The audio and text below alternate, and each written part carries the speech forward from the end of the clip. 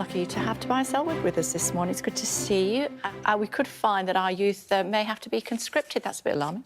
Yes, head of the British Army, one of the most cerebral thinkers that we've got, a strategist. We need to listen and listen carefully. We've been too complacent. I think I've said this many times with you. What's coming over the horizon should shock us. It should worry us, and we are not prepared. We've had a couple of decades, 3 decades or so since the Cold War. Life has gone well. It's now going to get more difficult as authoritarian states exploit our timidity, our perhaps reluctance to really put fires out. And the best example of that is a democracy on the corner of Eastern Europe that in its 3rd year is now in conflict, and we've not resolved that. So Patrick Saunders is saying, prepare for what's coming over the horizon. There is a 1939 feel to the world right now.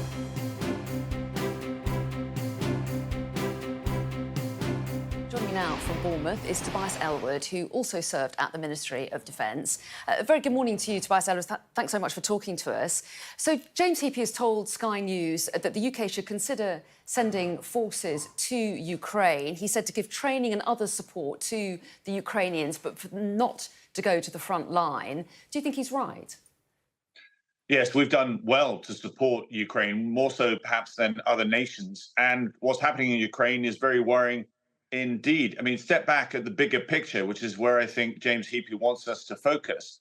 No one doubts that the world's feeling ever more dangerous, but we dare not contemplate where history is taking us. Our adversaries, including Russia, particularly Russia, are moving their economies, their industries to a war footing, but the West is largely in denial. And Putin is now the most powerful leader in Europe. He's removed all his opposition voices. He's pivoted his entire economy away from Europe to China and Iran. And he's now more powerful than Stalin. And in plain sight, his goal is to emulate his hero, Stalin, by reasserting his influence over Eastern Europe, not to replicate the old Soviet Union, but the old Russian Empire. So we must prepare better. We must support Ukraine better. We simply cannot ignore the growing schism between those who respect our global order and those who largely ignore it, but actually actively undermine West's efforts to defend it. So what James Heappey is suggesting is that we really do need to have an all-of-society approach. How can we in Britain better defend ourselves, our interests, but support our allies? And what's happening with the United States hesitating with that $6 billion aid package, for example, is actually helping Russia. Russia is outgunning Ukraine 5-1.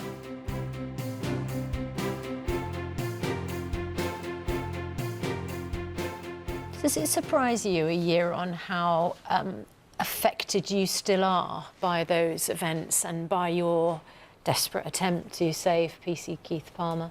I think all MPs are. I was really pleased the Prime Minister led the tributes yesterday in Prime Minister's questions.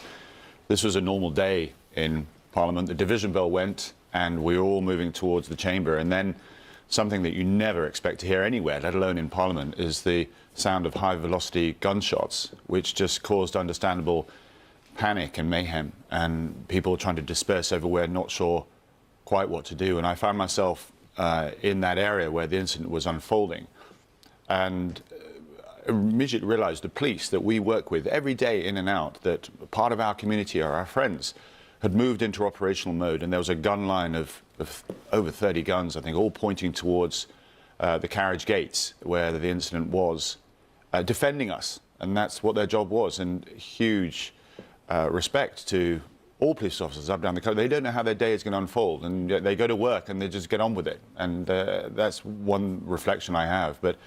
And then I saw, PC Keith Palmer lying there, and a couple of officers. There was huge loss of blood, and so that's when I stepped forward to try and help. But no, it is a somber reflection and a recognition also what a dangerous world we're living in. This was one of a series of attacks on mainland Britain.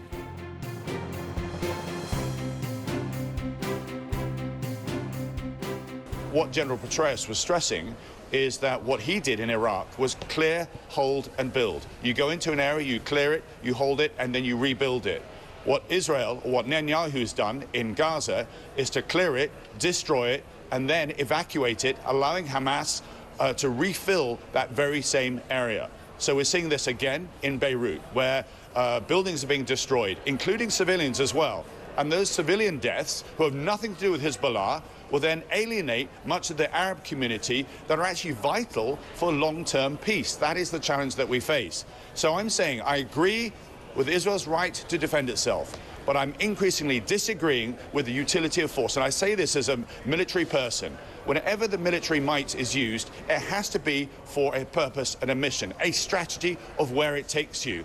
And I'm not clear where this is taking Israel. They're not in control of events, and events now will then spiral further because Iran will feel now obliged to respond.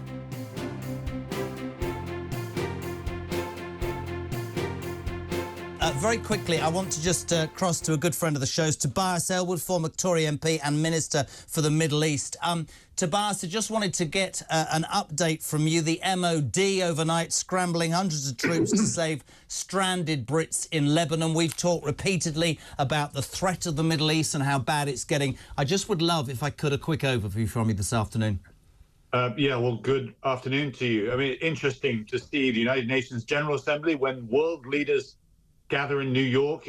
President Zelensky is pleading for long-range missiles to deal with that problem in Ukraine. And yet here we are now, all of that overshadowed by what's going on in the Middle East, which is sliding towards war. And it's like a perfect storm, if you like, of instability. No country, no stakeholder in control of where events may unfold, which is why, quite rightly, the government is reminding Britons that are there to get out and preparing potentially for an evacuation. You've got Israel using its superior military strength in Gaza, but still absent of any ceasefire, long-term strategy. You've got Hezbollah, which is the most potent, most heavily armed non-state actor in the world, backed by Iran, which has now decided to engage in the war as well. Firing from southern Lebanon, prompting Israel, quite understandably, to retaliate. But they now look set to then invade southern Lebanon. And now Israel's made securing the north of their country and returning the citizens there a war aim. But Hezbollah seem committed to continue its attacks until there is a ceasefire in Gaza.